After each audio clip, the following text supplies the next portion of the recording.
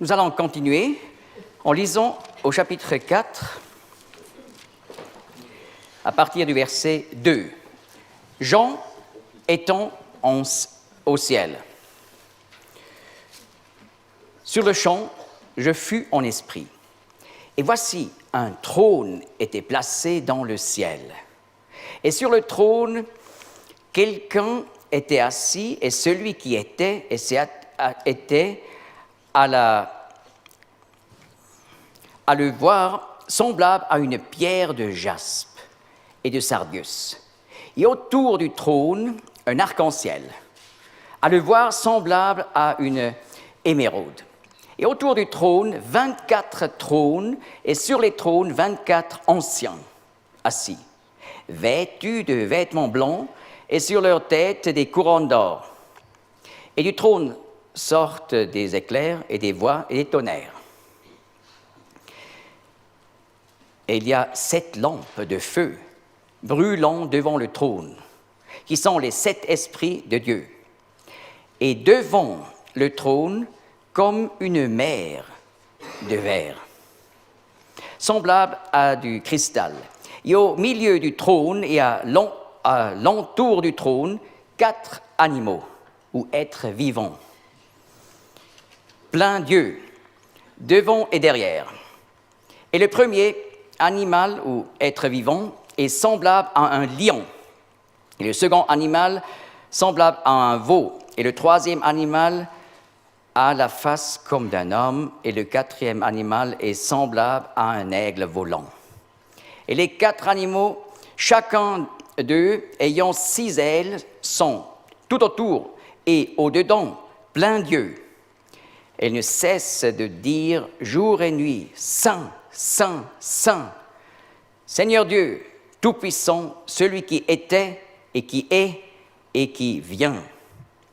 Et quand les animaux ou les êtres vivants rendront gloire et honneur et action de grâce à celui qui est assis sur le trône, à celui qui vit au siècle des siècles, les 24 anciens tomberont sur leur face devant celui qui est assis sur le trône et se prosterneront devant celui qui vit au siècle des siècles, et ils jeteront leur couronne devant le trône, disant « Tu es digne, notre Seigneur et notre Dieu, de recevoir la gloire et l'honneur et la puissance, car c'est toi qui as créé toutes choses, et c'est à cause de ta volonté qu'elles étaient et qu'elles furent créées. » Nous voyons le trône de Dieu dans le ciel, entouré de 4 êtres vivants. Il s'agit ici de l'arche de l'Alliance dans le ciel. Le terme l'arche de l'Alliance dans le ciel, on trouve directement en Apocalypse 11, verset 19. J'ouvre ce texte. C'est un texte qui nous illumine qu'il y a un temple original au ciel. Et le temple de Dieu dans le ciel fut ouvert, et l'arche de son alliance apparut dans son temple. Il y eut des éclairs et des voix et des tonnerres et un tremblement de terre et une grosse grêle. Le temple de Dieu dans le ciel est l'arche de l'Alliance. Dans l'Ancien Testament, le trône de Dieu est égal à l'arche de l'Alliance, dans le lieu très saint. Sur l'arche de l'Alliance, il y avait la construction de 2 chérubins. Mais au temple de Salomon, qui apporte plus de détails. Hier soir, j'ai expliqué comme le tabernacle, c'est vraiment le sanctuaire de Dieu à la plus grande réduction. Mais dans le temple de Salomon, on a plus de détails qui sont des copies du temple céleste. Et là, on a 4 chérubins. Donc, Salomon avait ajouté encore 2 chérubins. Il faut que j'explique. En Ézéchiel 1 et suivant, nous apprenons que le terme des êtres vivants est égal à des chérubins. Les chérubins sont des anges qui ont un pouvoir particulier et qui ont le privilège d'entourer le trône de Dieu.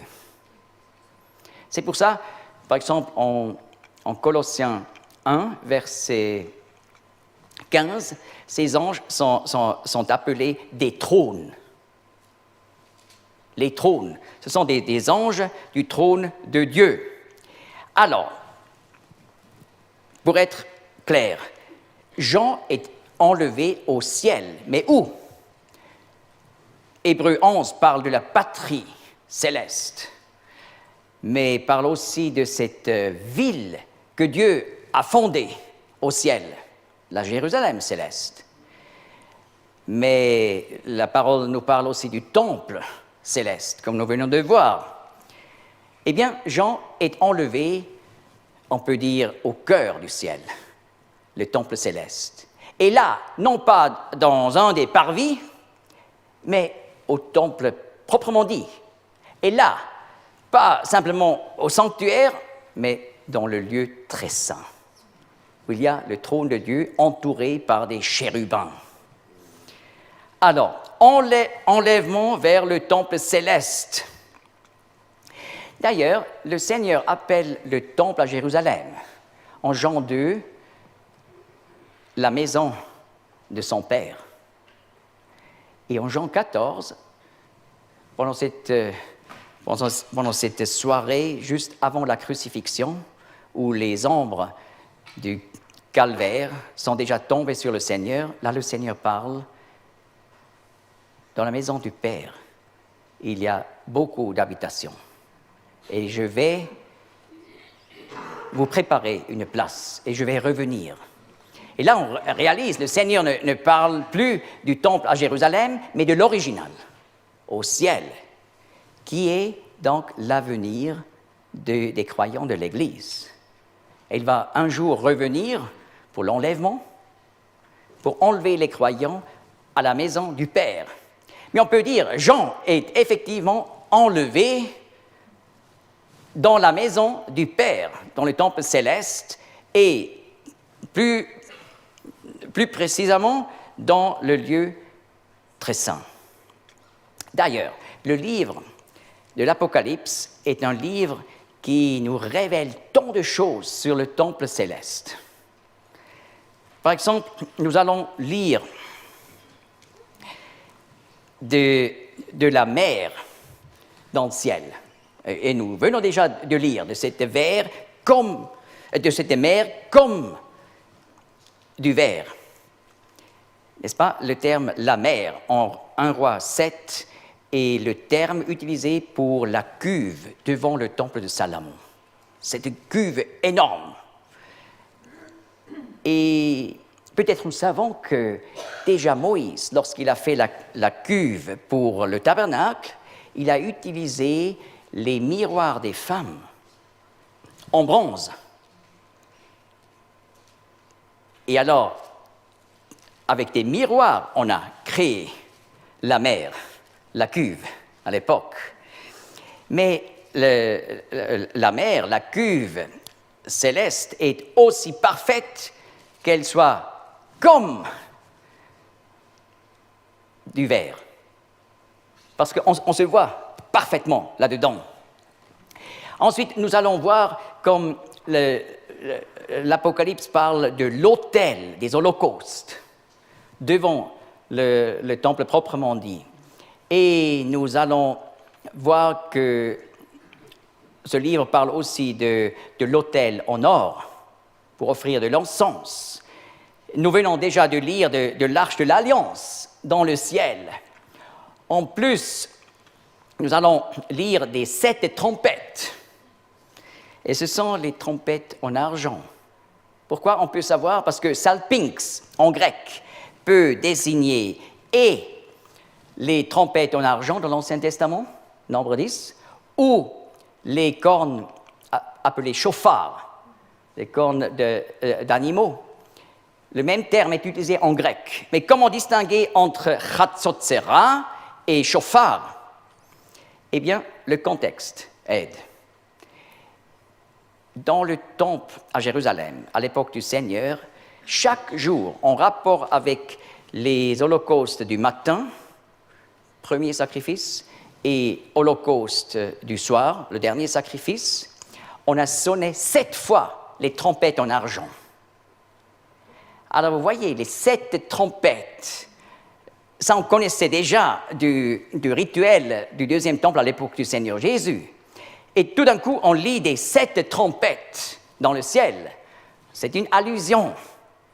Donc il s'agit ici des trompettes en argent, mais il y a dans un autre lieu, on peut identifier la trompette avec la corne de chauffard. Ensuite, la parole nous parle des harpes dans le ciel. Le terme en grec pour désigner harpe est utilisé pour les 2 instruments différents dans l'Ancien Testament. Dans les psaumes, on a ce qu'on appelle en hébreu kinnor. C'est l'instrument que David a joué en 1 Samuel 16.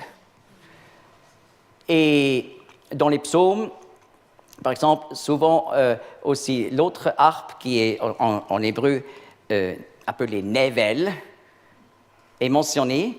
Donc, le terme harpe dans l'Apocalypse peut désigner et kinnor et nevel. On vient de lire des 7 feux qui brûlaient devant le trône. C'est une allusion à la menorah au ciel. Devant le trône, c'est-à-dire en face du lieu très saint, voilà la menorah céleste. Et il est déjà expliqué ce que ça veut dire. Ces lampes sont un symbole pour le Saint-Esprit dans sa plénitude. Les 7 esprits, le Saint-Esprit, dans le passage messianique d'Ésaïe 11, verset 2, porte 7 noms différents, selon la menorah. Et en plus, on lit des coupes en or. Et ce terme, en grec, est utilisé dans la version dite la Septante pour les coupes qu'on a utilisées au temple pour recevoir le sang des sacrifices. Donc les coupes d'or ne sont pas n'importe quel type de coupe, mais ce sont des coupes en rapport avec le rituel du temple. Et d'ailleurs, nous allons voir en Apocalypse 16, lorsque les anges versent les coupes, ça tombe sur la terre et, par exemple, l'eau de la mer devient comme du sang. Vous voyez maintenant le lien avec le rituel du temple. Et au chapitre 8, on apprend un terme très particulier. Donc, un ange apporte l'encenseur pour brûler de l'encens sur l'autel d'or. Et voilà, c'est cet ustensile du temple. Donc, on apprend énormément sur le ciel. Donc, si on veut savoir comment c'est au ciel, et il ne faut pas attendre jusqu'à ce qu'on soit demi-mort, mais il faut lire la parole. Et d'ailleurs, c'est assez intéressant que la différence entre le récit biblique et le récit des gens qui étaient demi-morts et racontent comment c'est au ciel. C'est aussi utile pour comprendre qu'est-ce que sont les pensées de Dieu. Et maintenant, une pensée fondamentale pour comprendre l'Apocalypse. Nous allons voir, à partir du chapitre 4, tout se prépare pour le jugement dernier sur la terre, juste avant le retour de Jésus-Christ comme roi des rois. Et là, tout est présenté comme un jugement venant du temple du ciel sur la terre. Donc, en quelque sorte, on peut dire l'Apocalypse nous présente la guerre du temple céleste contre la terre, contre le monde. Mais c'est quand même un peu étrange, n'est-ce pas? Le temple, en fait, avec les sacrifices, avec l'autel, parle de la grâce de Dieu. Oui, le temple révèle la grâce de Dieu, mais un monde qui rejette le sacrifice de Christ doit devenir soi-même un sacrifice sous le jugement de Dieu. C'est ça. Donc le livre enseigne, si quelqu'un rejette Jésus-Christ comme son sauveur personnel, il reste seulement le jugement de Dieu. Donc c'est un livre qui est vraiment solennel, parce que c'est un livre aussi qui nous encourage à faire de l'évangélisation, à atteindre les âmes maintenant où nous avons encore la grâce de Dieu pour annoncer avant que le jugement céleste va tomber depuis le temple céleste. Alors, je résume. On est monté avec Jean au ciel. On a vu le trône de Dieu dans le ciel. Et celui qui était sur le trône était comme, dans son aspect comme le jaspe. Les pierres précieuses dans la Bible forment un sujet très précieux, mais parfois difficile parce que le nom de quelques pierres précieuses a changé au cours des siècles et des millénaires, il faut dire. Et alors on peut dire que le jaspe dans le Nouveau Testament est le diamant, car aujourd'hui on appelle jaspe une pierre précieuse qui est en fait demi-précieuse et qui n'est pas lucide. Mais en Apocalypse 21, 10, nous lisons que le jaspe est une pierre très précieuse comme du cristal. C'est le diamant, qui est d'ailleurs le matériel le plus dur qui existe sur la terre. Eh bien, cela représente Dieu comme le Tout-Puissant, en-dessus de tout. C'est lui qui dit ce qui est justice et ce qui est injustice. Ce n'est pas, par exemple, la politique qui doit dicter ce qui est correct et non correct, n'est-ce pas? C'est Dieu qui dit ce qui est justice et injustice. C'est lui comme un jaspe. Mais nous avons aussi lu qu'on voit là autour du trône la gloire de l'émeraude, cette pierre précieuse, typiquement vert, parle du fait que Dieu, par son jugement, va apporter donc un nouveau siècle, le millénium, où la malédiction sur la terre va être enlevée presque 100%. Et voilà, ce ne sont pas les partis politiques qui nous amènent à apprécier la nature et la beauté de la nature.